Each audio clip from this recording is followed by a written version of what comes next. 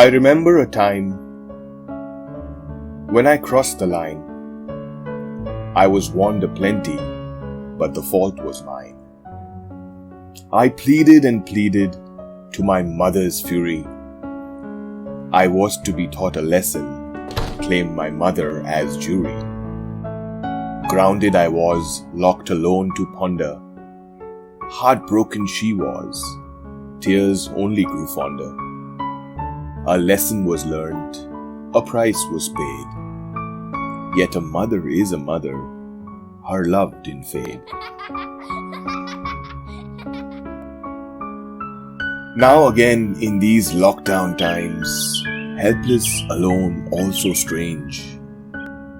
Perhaps a result of our deeds and Mother Nature's fit of rage. The pain she bears will not subside, her love for us will still preside. Yet a mother is a mother always. It's time now for her kids to decide.